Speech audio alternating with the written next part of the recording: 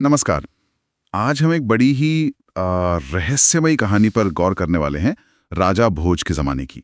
हाँ, और ये जुड़ी है सिंहासन बत्तीसी से। सिंहासन बत्तीसी यानी राजा विक्रमादित्य के उस मशहूर सिंहासन की कहानियां जिस पर 32 पुतलियां थीं। और कहा जाता है कि वो पुतलियां बोलने लगती थीं, है ना? हाँ, और वो तय करती थीं कि सिंहासन पर कौन बैठ सकता है। आज की कहानी शुरू होती है एक अजीब से टीले और एक चरवाहे से। सही। तो कहानी यूं है कि राजा भोज का राज तो बड़ा शांत था, सब ठीक चल रहा था, लेकिन एक अजीब बात होने लगी। एक चरवाहा था, वो रोज खेत के बीच में एक टीला, मतलब एक ऊंची जगह थी, उस पर चढ़ जाता। अच्छा, रोज? हाँ, रोज। और वहां से राजा भोज को बुरा भला कहता, ललकारता था। अरे, लेकिन क्यों? यही तो रहस्य था, क्योंकि जैसे ही वो उस टीले से नीचे उतरता, वो एकदम सामान्य हो जाता। मतलब उसे कुछ याद ही नहीं रहता था? कुछ नहीं, बल्कि माफी मांगता था। कहता था, पता नहीं मुझसे क्या भूल हुई। ये तो वाकई अजीब है। तो राजा भोज को पता चला इसके बारे में? हाँ, जब ये रोज होने लगा तो बात राजा तक पहुंची और राजा भोज ने सोचा कि चलो खुद ही चलकर देखते हैं। और जब उन्होंने देखा तो वो भी हैरान रह गए। अपनी आंखों से देखा कि चरवाहा ऊपर चढ़ते ही कैसे बदल जाता है। तो जाहिर है उन्होंने पता लगाने की कोशिश की होगी कि उस टीले में आखिर ऐसा क्या था। बिल्कुल। उन्होंने अपने सलाहकारों को बुलाया, ज्योतिषियों से पूछा, और ज्योतिषियों ने क्या कहा पता है? क्या कहा? मुझे तो लग रहा है कोई खतरा बताया होगा। नहीं, उन्होंने कहा ये तो बड़ा शुभ संकेत है, राजा को जरूर कोई असाधारण चीज मिलने वाली है। अच्छा, ये तो और भी अजीब है। हाँ, पर उनकी सलाह पर राजा ने फिर उस टीले की खुदाई का आदेश दे दिया। और खुदाई में क्या निकला? वही एक शानदार सोने का सिंहासन, इतना बड़ा, इतना भव्य, रत्नों से जड़ा हुआ, और उस पर 32 पुतलियां बनी हुई थीं। अरे वाह, मतलब ज्योतिषियों की बात एक तरह से सही निकली। हाँ, सिंहासन तो मिल गया। बहुत तेजस्वी था वो। राजा भोज उसे बड़े आदर से महल ले आए। फिर उसकी मरम्मत वगैरह करवाई होगी? हाँ, उसे साफ करवाया, सजाया और भव्य बना दिया। वो 32 पुतलियां तब तो निर्जीव ही लग रही थीं। फिर राजा भोज ने सोचा होगा कि अब इस पे बैठा जाए। बिल्कुल। एक बड़ा शुभ मुहूर्त निकलवाया गया, भव्य समारोह की तैयारी हुई, दूर दूर से लोग बुलाए गए। और फिर वो दिन आया, राजा भोज सिंहासन की तरफ बढ़े होंगे। हाँ, और जैसे ही उन्होंने पहला कदम रखा सिंहासन पर पैर रखने के लिए, क्या हुआ? वो जो 32 निर्जीव सी पुतलियां थी ना, वो सब एक साथ खिलखिलाकर हंस पड़ी। क्या? सारी की सारी? सारी की सारी। सोचिए जरा, पूरी सभा में कैसा सन्नाटा छा गया होगा। राजा भोज तो शर्मिंदा भी हुए होंगे और शायद डर भी गए होंगे। यकीनन। वो ठिठक गए, पीछे हट गए।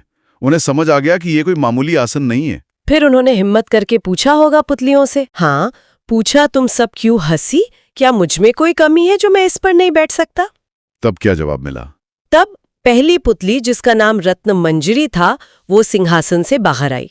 उसने एक सुंदर स्त्री का रूप लिया। अच्छा, वो मानव रूप में आ गई। हाँ, और उसने कहा, राजन, आप गुणवान हैं, इसमें कोई शक नहीं, पर आप अहंकार न करें। अहंकार? हाँ, उसने कहा, ये सिंहासन आपका नहीं, ये देवों के प्रिय महाप्रतापी राजा विक्रमादित्य का है। उनके सामने तो आपका स्थान बहुत छोटा है। ओ, तो ये सिंहासन विक्रमादित्य का था। मतलब अब कहानी विक्रमादित्य की तरफ मुड़ गई। बिल्कुल। रत्नमंजरी ने कहा कि अगर आप इस सिंहासन पर बैठना चाहते हैं तो पहले आपको विक्रमादित्य के गुणों और उनके महान कार्यों के बारे में सुनना होगा। तो राजा भोज सुनने को तैयार हो गए। हाँ, उन्हें जिज्ञासा हुई। तब रत्नमंजरी ने विक्रमादित्य की कहानी शुरू की। उनके जन्म की कहानी, उनके पिता राजा गंधर्वसेन, उनकी कई रानियां और उनके बेटे जैसे शंख, विक्रमादित्य, भर्तृहरि। अच्छा, विक्रमादित्य के भाई भी थे? हाँ, और कहानी में एक मोड़ आता है जब उनके सौतेले भाई शंख ने पिता गंधर्वसेन की हत्या कर दी और राज्य हड़प लिया। अरे, तो विक्रमादित्य का क्या हुआ? विक्रमादित्य को अपनी जान बचाने के लिए उज्जैन छोड़कर जंगल जाना पड़ा।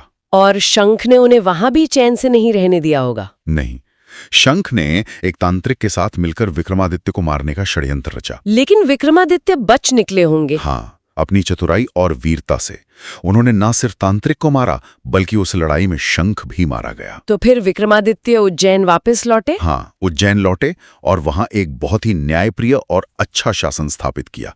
प्रजा उनसे बहुत खुश थी। ये तो हुई विक्रमादित्य के राजा बनने की कहानी, पर उन्हें ये दिव्य सिंहासन कैसे मिला? रत्नमंजरी ने ये बताया? हाँ, बताया। एक बार विक्रमादित्य शिकार खेलने गए और रास्ता भटक गए। जंगल में? हाँ, वहां उनकी मुलाकात एक दीवान से हुई। लूतवर्ण नाम था उसका। अच्छा। दीवान ने उन्हें पास के ही एक राजा बाहुबल के बारे में बताया, और ये भी बताया कि बाहुबल के पास एक दिव्य सिंहासन है। वही सिंहासन? हाँ, वही सिंहासन जो मूल रूप से भगवान शिव ने इंद्र को दिया था, और इंद्र ने प्रसन्न होकर राजा बाहुबल को दे दिया था। तो विक्रमादित्य गए राजा बाहुबल से मिलने? हाँ, वो बाहुबल से मिले। राजा बाहुबल विक्रमादित्य के तेज और व्यक्तित्व से इतने प्रभावित हुए कि उन्होंने विक्रमादित्य से कुछ भी मांगने को कहा, वचन दे दिया। और विक्रमादित्य ने क्या मांगा? सिंहासन। बिल्कुल। विक्रमादित्य ने कहा, राजन, अगर आप प्रसन्न हैं और वचन दे चुके हैं तो मुझे अपना ये दिव्य सिंहासन दे दीजिए। और बाहुबल ने दे दिया? हाँ, वचन से बंधे थे, और शायद उन्हें लगा भी कि विक्रमादित्य ही इस सिंहासन के असली हकदार हैं, तो उन्होंने खुशी खुशी वो सिंहासन विक्रमादित्य को सौंप दिया। तो इस तरह ये सिंहासन विक्रमादित्य के पास आया। पर रत्नमंजरी ने कहा था कि सिर्फ सिंहासन मिलना काफी नहीं है। सही बात है। रत्नमंजरी में आगे बताया कि सिंहासन प्राप्त करने के बाद विक्रमादित्य ने कितने महान काम किए। बड़े बड़े यज्ञ करवाए, 1.25 लाख कन्याओं का दान किया, उतनी ही गायें दान की, पूरी प्रजा का लगान माफ कर दिया। मतलब दान और पुण्य की कोई सीमा नहीं रखी। ये सब बताने के बाद रत्नमंजरी ने राजा भोज से क्या कहा? कहानी के इस हिस्से को सुनाने के बाद रत्नमंजरी ने सीधे राजा भोज से पूछा, महाराज, क्या आपने कभी जीवन में ऐसा दान, ऐसा त्याग किया है? क्या आप में विक्रमादित्य जैसी उदारता, न्यायप्रियता और प्रजा के लिए प्रेम है? बड़ा कठिन सवाल पूछ लिया। हाँ, और फिर कहा, अगर आपने ऐसे कर्म किए हैं, अगर आप में वो गुण हैं, तो आप अवश्य इस सिंहासन पर बैठें। ये सुनकर राजा भोज का क्या हाल हुआ होगा? राजा भोज एकदम लज्जित हो गए। उन्हें अपनी सीमा का, अपनी योग्यता का एहसास हो गया। उन्हें समझ आया कि ये सिंहासन सिर्फ सोने और रत्नों का ढेर नहीं है, ये गुणों की कसौटी है।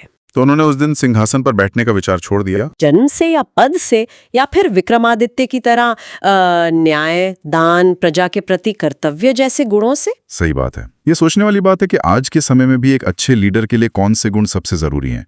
क्या वो विक्रमादित्य वाले गुण आज भी उतने ही मायने रखते हैं? हाँ, ये सवाल हमेशा प्रासंगिक रहेगा।